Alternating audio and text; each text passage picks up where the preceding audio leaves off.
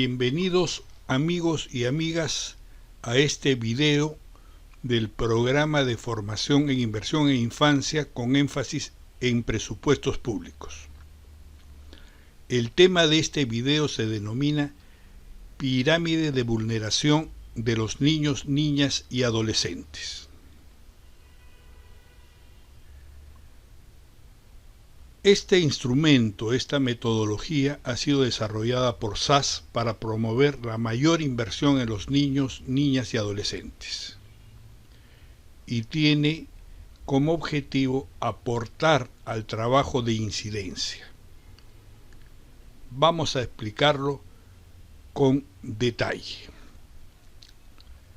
Aquí tenemos una primera mirada de la pirámide, que tiene varios componentes: el total de la población, en el caso para Perú, los rangos entre los cuales se dividen el conjunto de niños, el tipo de niños o grupo metas, el número, que después vamos a analizar, y después un indicador entre el número de niños en cada grupo con el total. Vamos a analizar con detalle cómo se construye esta pirámide y qué uso se le puede dar. Aquí la tenemos para el Perú para el año 2016. Veamos en primer lugar sus características principales. Es un instrumento que permite la selección de las políticas públicas prioritarias a proponer, a ser objeto de los planes de incidencia. Puede ser construida para un país, para una región o para una localidad.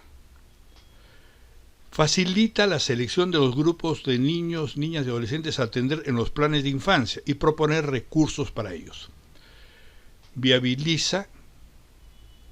Visibiliza los mayores y mejores impactos de las políticas públicas sobre los niños y permite dialogar, conversar con los decisores de las políticas públicas.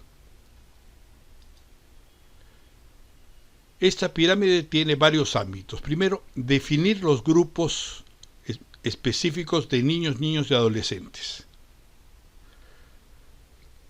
Señalar la magnitud de niños que tienen sus derechos vulnerados, es decir, el número de niños. Lo vamos a ver con detalle. Facilita la identificación del grado de vulneración de sus derechos. Permite definir la magnitud de recursos que se requieren para que estos derechos sean vigentes. Y ayuda, en general, a especificar la magnitud del esfuerzo económico requerido para cada grupo de niños, para que cada grupo tenga sus derechos. Es la base, y este es tal vez el tema más importante, para desarrollar planes de incidencia política en el tema de inversión para infancia. Antes de entrar a ver el detalle de cómo se construye esta pirámide, queremos señalar que los derechos se dividen en derechos de sobrevivencia, de desarrollo, de protección y de participación. Y en base a estos tipos de derechos vamos a trabajar los tres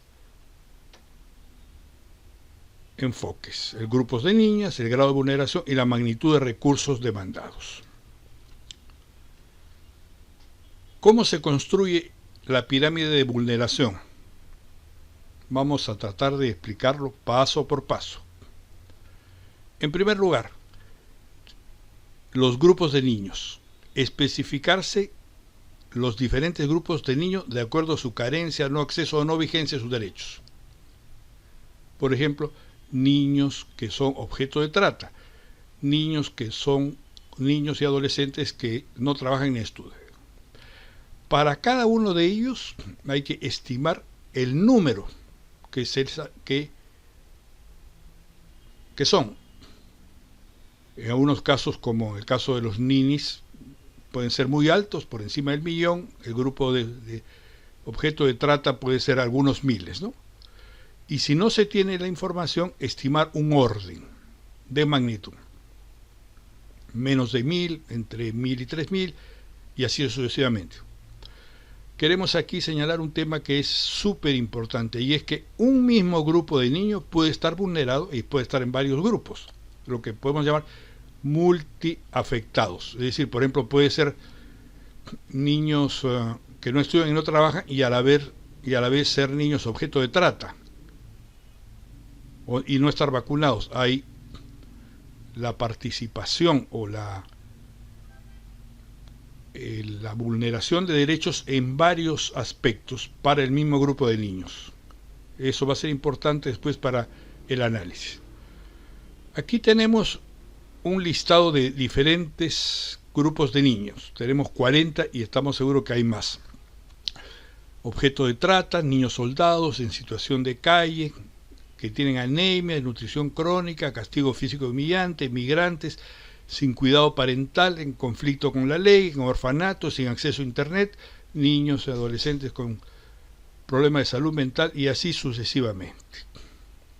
Tenemos esta lista y les pedimos que la vean con paciencia, calma y buen humor, y añadir otros grupos si lo consideran conveniente.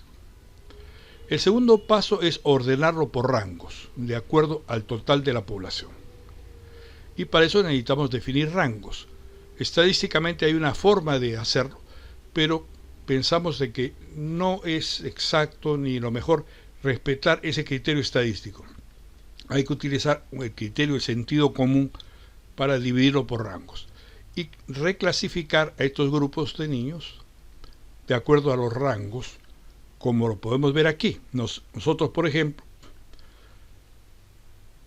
para Perú, para el año 2006, sobre una población de 11 millones de niños, niñas y adolescentes, hemos establecido 1, 2, 3, 4, 5, 6, 7, 8 rangos. El primero de 1 a 999, el segundo de 1000 a 5000 y así sucesivamente, hasta grupos de niños de más de 5 millones, ¿no es cierto? Estos son los rangos. La idea es definir estos rangos y después en el análisis corregirlos o modificarlos para tener una mejor pirámide. El siguiente paso consiste en señalar el grado de vulneración de los derechos, señalarlos con un color particular. Por ejemplo, nosotros estamos proponiendo 5 grados, ¿no?, de vulneración. Un grado superlativo de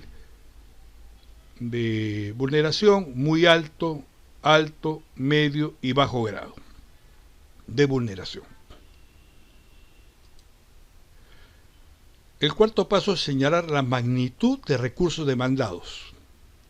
Pensemos en el presupuesto. Pensemos en el tamaño del presupuesto en relación al Producto Bruto Interno. Y podríamos tener 4 tipos. Los que exigen y requieren una gran cantidad de recursos, como por ejemplo la mejora de la educación, un nivel medio de demanda de recursos, por ejemplo un programa de vacunación masivo, o un menor grado. Se pueden utilizar también otros criterios, ¿no? Será una cosa mucho más específica. Aquí proponemos 3. El siguiente paso consiste en hacer una discusión de los resultados y revisando y revisando esa pirámide. Revisando los resultados, consultarlos con especialistas y otras opiniones y definir los grupos de trabajo que se van a atender. Una vez que se tiene la pirámide, esta nos permite diseñar nuestro plan de incidencia y discutir por dónde empezar, ¿no? Ya hemos dicho que esta pirámide permite aportar a la definición de las obligaciones fundamentales mínimas que los estados deben garantizar. Permite profundizar el análisis de eficiencia y eficacia en el uso de recursos, identificar a los niños multiafectados y aporta directamente al diseño de planes de incidencia con énfasis en el tema de recursos. Se pueden incluir, y nos hubiese gustado incluir otros grupos, por ejemplo, niños afectados por la salud bucal, porque hay el derecho a la sonrisa, incluir a las madres que tienen directa relación con los niños, las madres embarazadas, o servicios especiales como anteojos, transporte escolar, el derecho al juego, o niños afectados por metales pesados, la contaminación del medio ambiente y otros, ¿no? Es decir, lo que les pedimos es que se definan el grupo de niños más o menos representativo en la pirámide. Más vale algo bueno que nada perfecto, ¿no? Una vez que se tiene la pirámide, compartir los resultados. Y pueden escribirnos a nuestro correo jorge.orosa1@gmail.com. Aquí tenemos la pirámide y queremos analizarla con detalle. Veamos con detalle el resultado de la construcción de la pirámide. En primer lugar, la población. Se ha tomado para la construcción de esta pirámide el total de la población de niños, niñas y adolescentes al año 2016, que es del orden de los 11.073.000. Ese es el total de la población. Veamos los rangos. Aquí tenemos 8 rangos que hemos definido. Del número 1 a 999 niños o niños adolescentes involucrados, de 1.000 a 5.000 y así sucesivamente hasta más de 5 millones. La población del Perú es del orden de los 34 millones. Veamos el grupo de niños meta que hemos tomado, ¿no? Tenemos los niños soldados, niños sicarios, víctimas de trata, niños privados de libertad, niños cargadores que trabajan en los mercados, niños recicladores, niños que trabajan en explotaciones de oro en el sur del Perú, niños que trabajan en el cultivo del arroz, niños usados como transporte de cocaína, niños sometidos a abuso sexual, niños en situación de calle, niños sometidos a peores formas de trabajo infantil, niños en explotación de cocaína, de coca para la producción de cocaína, niños que no asisten a escuelas especiales y así sucesivamente. Estamos seguros que habrán diferentes opiniones sobre incluir a algunos de estos niños o excluir. Eso debe ser objeto de una discusión, de intercambio de opinión. Y los hemos ordenado de menos a más. Aquí tenemos el número. Por ejemplo, se estima 145 niños soldados, 189 niños sicarios, 874 víctimas de trata y así sucesivamente. En algunos casos, como en el último, de niños sin acceso a servicio de electricidad, aquí tenemos un problema porque hay parte de este número que pueden ser no niños. ¿De acuerdo? Los hemos ordenado de menor a mayor el número, correspondiente a una pirámide. Tenemos, resumiendo, los tipos de niños y tenemos los rangos. Y tenemos el número de niños. Ya hemos señalado que van de menos a más y que en algunos casos hemos estimado un número vinculado al rango. Aquí tenemos una información adicional que le llamamos base. ¿Qué significa eso? Una especie de comparación entre por cada niño soldado cuántos hay en los otros grupos. 6 hay niños víctimas de trata en relación a niños soldados, 1.229 madres adolescentes en relación a niños soldados. Una especie de índice. ¿Cuáles son las conclusiones que podemos sacar de esta pirámide? A ver, vamos con calma. La primera es que hay diferentes números de niños, diferentes magnitudes. Si tomamos, por ejemplo, niños en Pronoeis, que es una especie de centros educativos semi-informales, que hay 250.000. Resolver el problema de estos niños que es educación, digamos, preescolar, supone una gran cantidad de recursos. En cambio, tratar el tema de trata, de niños con trata, demandaría una cantidad pequeña de recursos. Y estamos hablando de magnitudes diferentes. Resolver el problema de niños trabajadores o de ninis supone un gran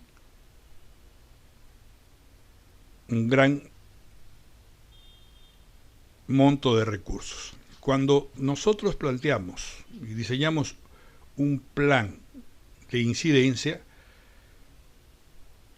como dice Federico Arnillas Lafer, no nos podemos comer un elefante de un bocado. Es decir, se pueden plantear medidas vinculadas, por ejemplo, a los niños más vulnerados y que requieren menores montos de recursos para ir acumulando fuerzas. Pero si nos planteamos medidas o propuestas vinculadas a ninis, a niños que no estudian y no trabajan, que son del orden de millones de niños en el Perú y en otros países, el esfuerzo fiscal, el esfuerzo que tiene que realizar el Estado es muy grande. Se necesita acumular fuerzas para obtener resultados. Se pueden plantear políticas generales, campañas, pero resolver el problema, por ejemplo, dotando a las escuelas de condiciones como para que puedan acceder estos niños, o destinando recursos o subsidios como se hizo en Bogotá, en Colombia, para que estos niños vayan a la escuela, exige un gran esfuerzo. Este tipo de reflexiones son los que nos parecen importantes, que pueden tomar como base esta pirámide. Por eso pensamos que es un buen ejercicio, tanto la construcción para tener cifras de magnitud, de idea de quiénes son los grupos de niños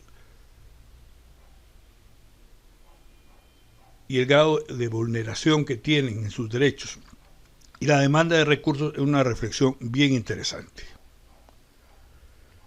Este trabajo hay que realizarlo, sin temor a tener versiones iniciales que pueden ser mejoradas. Nosotros mismos sabemos que tienen limitaciones, pero sí nos da una idea bastante buena, ¿no es cierto?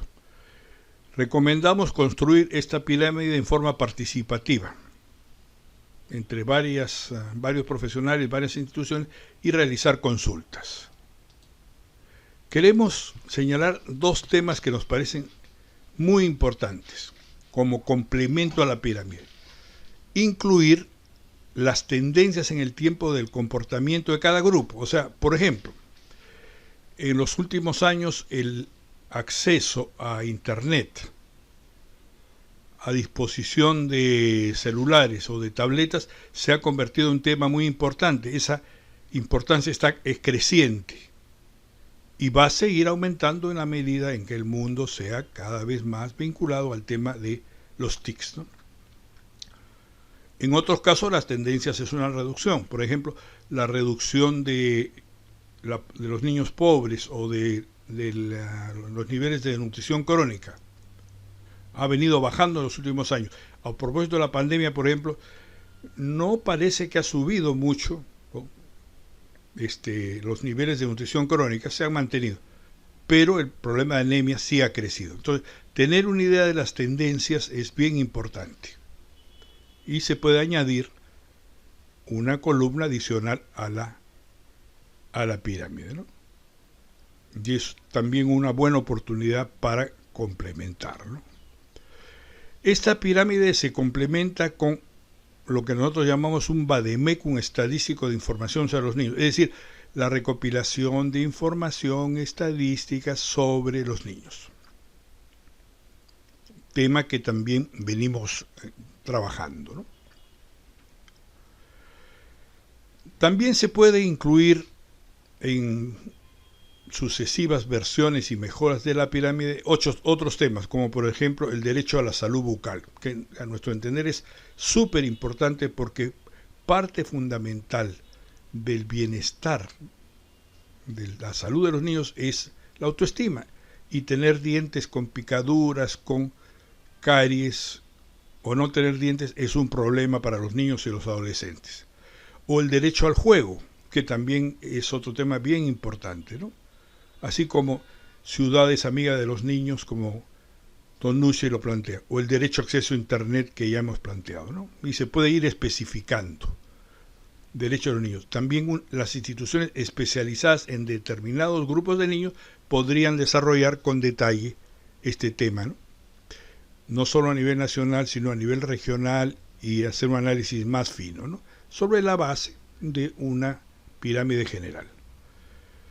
¿Qué usos tiene la pirámide? Resumiendo, priorizar el destino de recursos para los niños, definir las metas concretas en los planes de incidencia, hitos, cuántos niños queremos que mejoren sus derechos, proponer medidas concretas en los presupuestos públicos, proponer medidas ante el no gasto, cuando al final de año no se gasta, la idea de un fondo para la infancia, o plantear medidas concretas para las ampliaciones presupuestales, que son importantes y cuantiosas durante el año. Por ejemplo, si hay una ampliación presupuestal, se puede decir, pedimos que esos recursos sean destinados ahora para propuestas concretas contra la violencia y el castigo físico para los niños. Medidas más concretas, ¿no? y otros usos. También hay otras entradas al tema de la pirámide, ¿no? Aquí tenemos una que tiene que ver con el sistema nervioso central, que es un tema bien importante, ¿no? Para los niños. Toda la parte de emotividad, de autoestima, de desarrollo social de los niños se puede trabajar. Aquí tenemos algunas ideas sobre el tema, ¿no? Otro aspecto clave es que esta pirámide nos ayuda a definir con más detalle lo que señala el Comité de Derechos del Niño en el Comentario General 19 en el acápite 31. Definir con más detalle las obligaciones fundamentales mínimas e inmediatas impuestas por los derechos de los niños que no deben verse comprometidas por ninguna medida de tipo regresivo. Ya hemos planteado la necesidad de definir cuáles son esas obligaciones fundamentales mínimas. Si ustedes quieren y se animan a desarrollar una pirámide, SAS puede asesorarlos y capacitarlos y trabajar en conjunto y transferirles y compartir la experiencia que tenemos en el diseño de este sistema, de esta metodología. Un saludo, amigos, y esperamos encontrarnos pronto. Bienvenidos los comentarios, sugerencias y aportes. Esperamos que les sea útil este instrumento. Los niños primero.